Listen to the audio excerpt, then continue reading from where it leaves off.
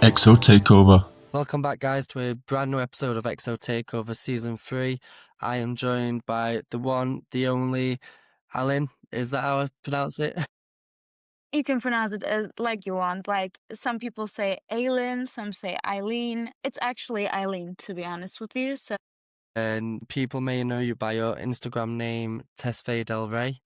yeah, exactly. Would you like to give a bit of an introduction to yourself for those who may not know who you are? Of course, like I said before, I'm Eileen. I live in Turkey.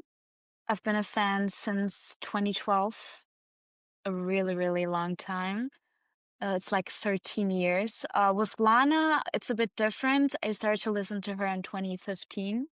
So Abel was like the first place in my list always and forever. And yeah, I have an Instagram. I started the account, if I'm not mistaken, 2019, I'm not sure.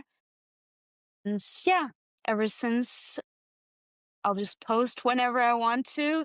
These days I'm not that active, to be quite honest with you, but I'll try to make it up. I know, and for XO Takeover Season 3, it's great to have you a part. We all know how it goes. Now, by this point, I'll ask you a couple of questions. We'll get into the new segment, and then in traditional style, top 5 XO songs and why. I want to kick off though with live performances by The Weeknd and get your thoughts on how do you feel about The Weeknd's live performances? He's a great performer. I think some sort of an actor. I've seen a lot of live streams. I was unfortunately none of his shows. I never had the time nor the money, to be quite honest with you. And he doesn't come to Turkey, which is like pretty much sucks, to be honest with you. But to be honest with you, his new shows are so amazing to the point where I feel like I'm literally watching a movie. Like a movie's just unfolding in front of my eyes. And the movie that Hurry Up Tomorrow, I felt the same thing, but trigger warning, epilepsy thing. The people that actually watched it know exactly what I mean. There were like parts where I felt dizzy, to be quite honest with you. But his live shows are just out of this world, man. Of course, there are other performers that are as amazing as he is, but I mean, if you love this man, you love every single thing he does. It doesn't matter what. I actually love his like old performances too. I'm talking about like the trilogy times, the Kissland times. They were amazing too. Like how he started, what he has become. It's just amazing to see it unfold. But I feel like I always told this to many of my friends. He was like a little mystery to me. And once everyone started to know him, I'm like, damn, why did this happen? He was just special to me and to some couple other people in the world. And now every single person loves him pretty much and hates him, of course. So yeah.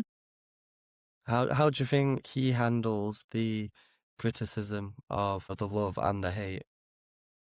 To be honest with you, I feel like he's mature enough to handle it in the right way. I don't want to say never, but there's a lot of artists that are just feuding with interviewers and other people, and they're just can't hold their mouths shut. And that's just a bad tactic, to be honest with you. But Abel, I always felt that about him, which I pretty much love. He's so mature.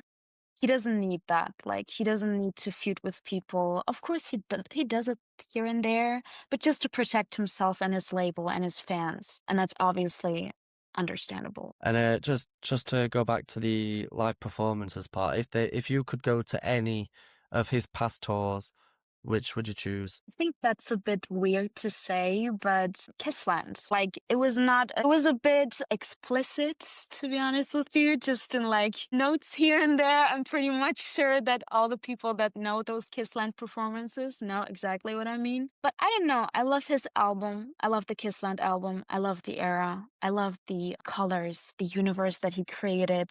I'm a big horror fan.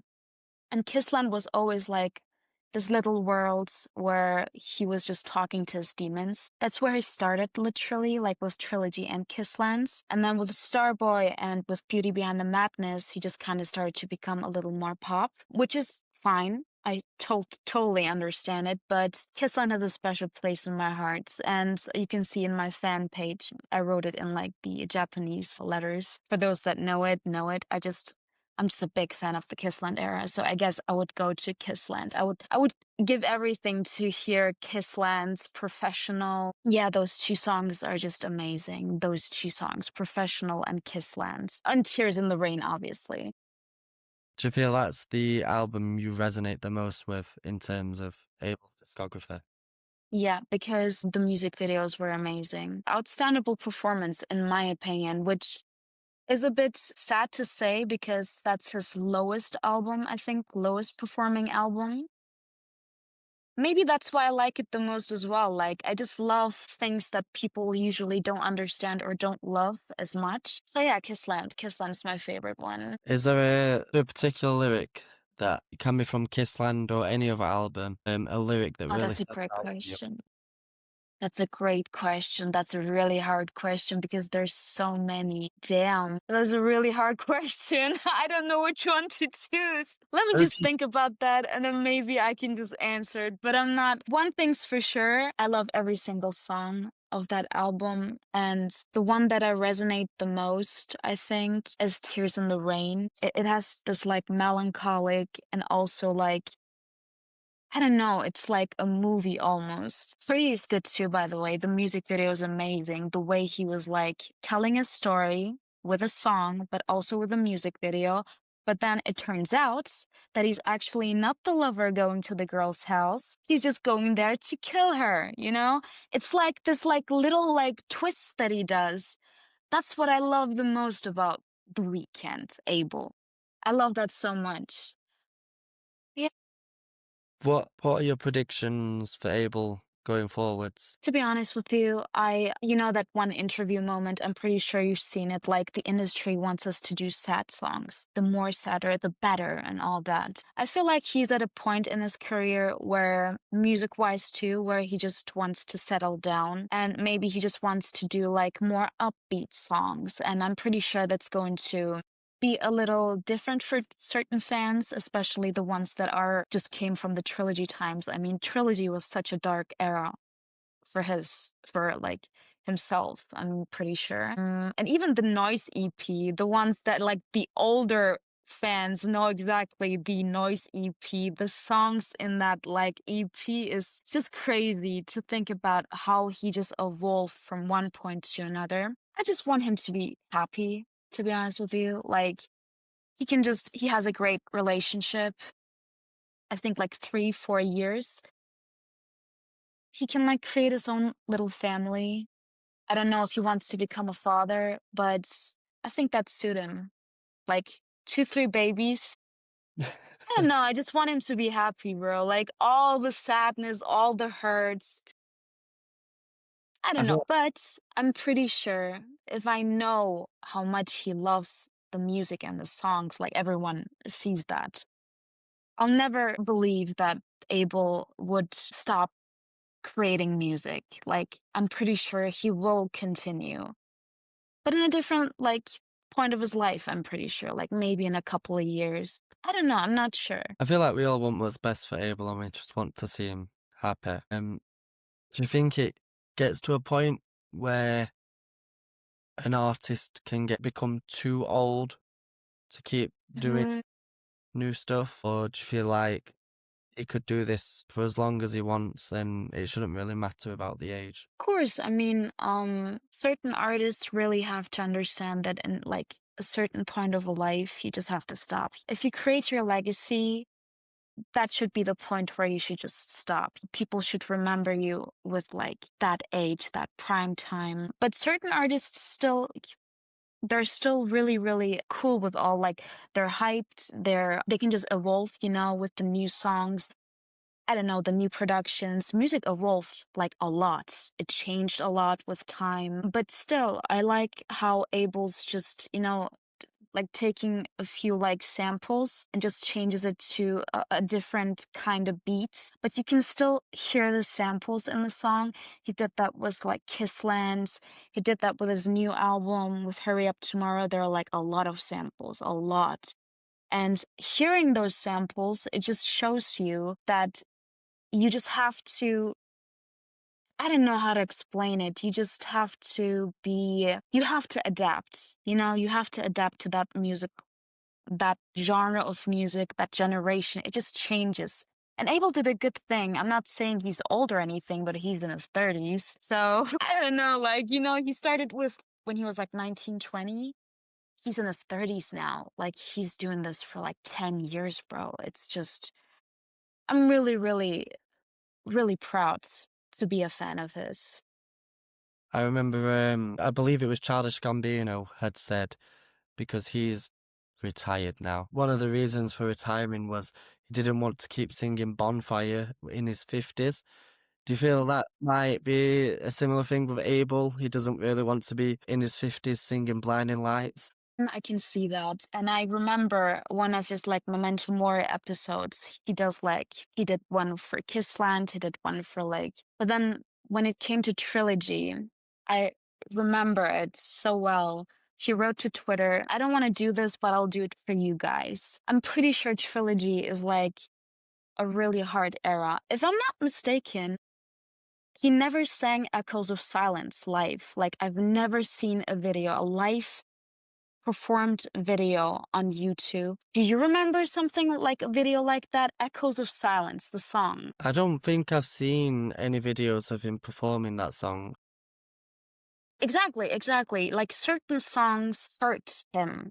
I can totally understand it. I can see that. I mean, artists like to write about things that they're going through, but you can change as a person. You change as a person throughout the years. You evolve, you become more mature. Things that you liked before, you don't like anymore, or things that matter to you, it doesn't matter anymore. Like a person who, I don't know, like the first heartbreak is always the worst one. Let's be honest now. The first ever heartbreak, the first time you get left, like someone leaves you, it's the biggest heartbreak, and no one forgets that. But as time goes on, as you go from one relationship to another, it starts to hurt less, if that makes any sense, You just start to adapt to the feeling, I guess. I'm not sure, but I think that happened to Abel, and throughout the years, I just don't think that he wanted to remember the trilogy times anymore. And I think that's why he didn't want to like to do that episode on Memento Mori. And I can see that. Who wants to remember all like the depressed times? I don't know. Why do you think we didn't get any Memento Mori episodes for Hurry Up Tomorrow's release? Or the build up to Hurry Up Tomorrow? It kind of Mm, died off after Dawn FM. Or before Dawn FM. that's a great question. I'm not sure. Like maybe he wasn't that passionate anymore. Could be the reason. Maybe he was just too busy. Like he filmed a movie. He created a whole album, like a trilogy again, like he did with Trilogy. Like this man is just doing everything at once. He's just working and working and working.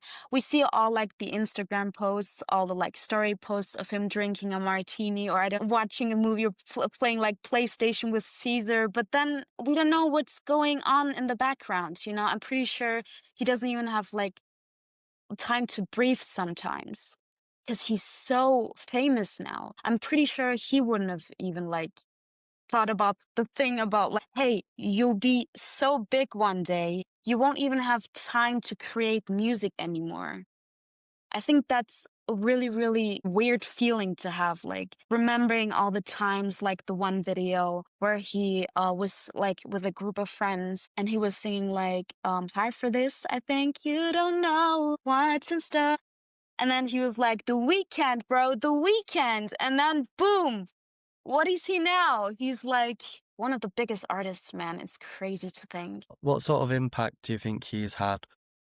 First of all, for the EXO community, and then the impact he's had worldwide As he started, you mean, or throughout the times? As throughout he the started, I think the impact was I guess for me, his impact in my life was to just not feel alone. I mean, it's a cliche, I know, but you're not alone. That sentence, you're not alone. It's true though. Like cliches are cliches for a reason, am I right? It's like the first song I heard of his was The Knowing. I don't know where I heard it, to be honest with you. I don't remember, but I remember it so vividly. Like I was in my room, depressed as hell. How old was I in 2012? I was like 14. It's crazy. I was 14. I'm 27 now. And I heard the song. I was like, what is this? Who is this? And why did I never like listen to this person? I wasn't sure if it was a band. I wasn't sure if it was a guy or a girl because he had such a high pitched voice. I was like, The Weeknd. Okay, The Weeknd. It seemed like a band at first, you know? And then over time, I started to listen to Trilogy. I listened to The Noise. And then that like moment, I was like, okay, I found my person. I found the person that makes me feel like I'm not alone. Even though he was like talking about like, I don't know, partying, taking drugs and all that. I wasn't that kind of a girl. I mean, with 14, what am I supposed to do? How am I going to party, you know? But I still, I still kind of like empathize with his loneliness and my loneliness. And then over time, I guess, like I said before, we matured with him. Like first heartbreaks, and then first, I don't know, first moments where you actually felt loved, and then heartbroken again, and then depressed again. It's like an overlapping situation. But I guess Abel is in a time where he just wants to be happy, and I'm really happy to see that. His impact is really, really like great. Do you think the impact will keep growing? Depends on how he's going to continue with his career. I'm pretty sure, I'm certain for like one topic, I'm pretty sure he will continue to have more listeners, even if it doesn't produce music. I'm pretty sure like the ones that didn't even know who The Weeknd was, they will like find the Trilogy album and they will like talk about it like we talk about like 80s, 70s songs. Like, wow, that song was great. Where is that artist now? He's retired? Man, you know that feeling? Or like most of them are just dead, unfortunately, but I'm pretty sure like the Abel will continue to make music, but his impact will continue, that's for certain. And I'm pretty sure that his music will keep growing in a sense of other artists trying to do the same music, or maybe like getting him as like an idol because he's like an idol to a lot of people. Creating music like he is, I'm pretty sure that will continue like that. I guess only time will tell. But I want to end these question segments with going back to the earlier question, the lyric, just the first one that comes to mind. I guess it's I could have set you free. What was the continue? I could have set you free. Damn, what was the lyrics? It's from Tears in the Rain. Is it? But I'm selfless. I watched you stay or something. Yeah, I think it was that one. I could have set you free, but I'm selfish. I let you stay. I think something like that. That part, when I first listened to it, I was like, okay, like Tears in the Rain. And what I like the most about Abel is that he has like such a fascination with movies that Yes. he just, you know, created his own universe with Trilogy, with all the albums. And it was just great. He is a huge fan of cinemas and movies. I probably could have worded that better. Come on, man. I fucked up so many sentences. It's okay. It's But yeah, okay. in terms of questions, that is it for this week's episode and for you. Now time for the new segment part. I'm sure everyone's enjoying this because I am.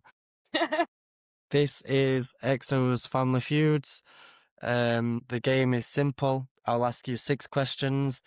You just need to give me the first answer that comes to your mind. Each question is worth a maximum of 10 points. So you could get 60 points or you could get 6. You will be competing against everyone else who is starring this season to win the exclusive XO Takeover Season 3 trophy, which we don't have at the minute, so just imagine it's here. Okay.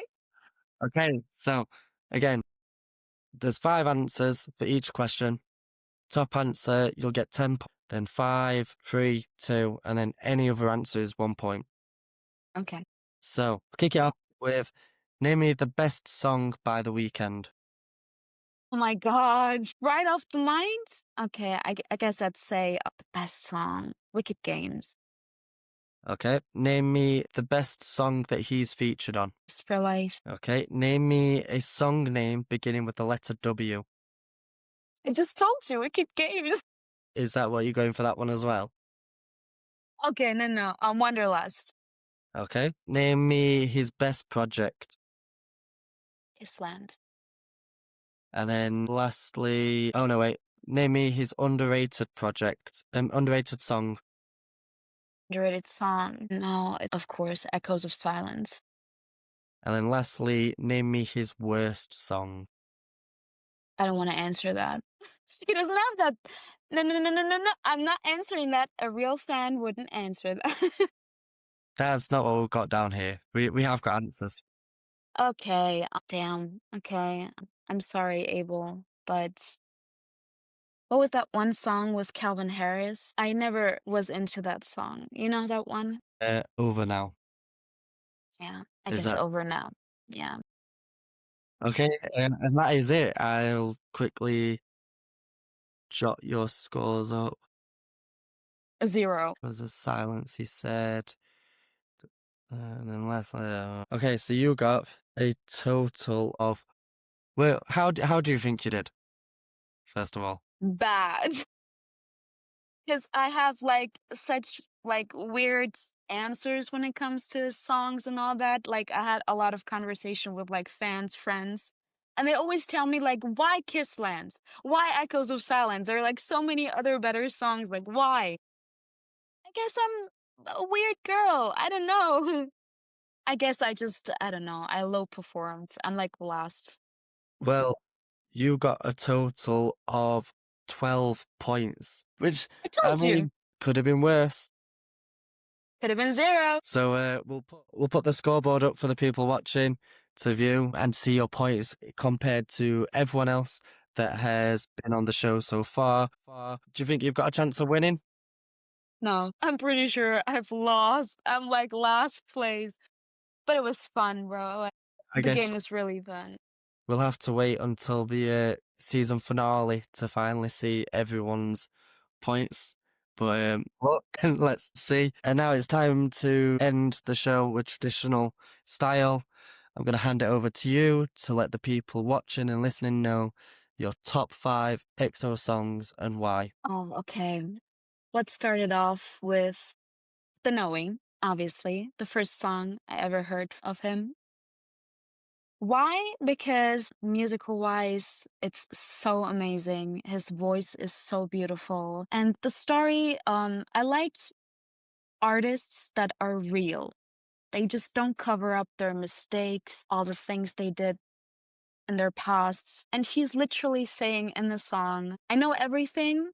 I can taste it in your lips, like that you've cheated on me. And now I'm doing the same thing. He's literally doing the same thing. And he's not afraid to admit it. I like his storytelling a lot. So, The Knowing, second place, I guess, Wicked Games. I think that's the most popular one on the trilogy album. Wicked Games is just sensual. I like his sensual side. I like when he is sensual but depressed at the same time. It's like such a weird mix, but I like it so much. It suits him. In third place, Professional, Kissland. Kissland, all in all, is just an amazing. Like I've talked so much about Kissland. I'm pretty sure the viewers will be like, okay, I guess, okay, I see. You like Kissland. You like, I don't know, sexual songs, all that. No, it's more than that. I'm just a really big horror freak, and I love that universe. I think I would just top 5 would be like all Kissland songs. I'm like so real for this.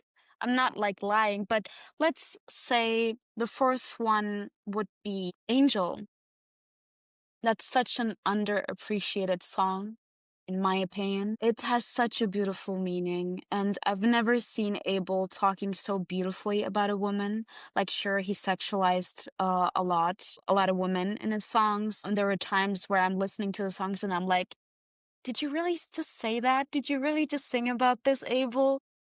Poor you, Abel, acting like a little mother. But no, Angel is such a beautiful song. It has such a cute vibe. Die for You too, by the way. But I guess on fifth place, I'd say Is There Someone Else? That song, the first like beat. I mean, it's The Weeknd. What do you expect? He's again talking about cheating, about betrayal, but I like that about him. I like him being real. I like him talking about sad songs, even though he's like dancing to it, acting like a psychopath. I guess we're all little psychopaths. Those are my top five. What did I say?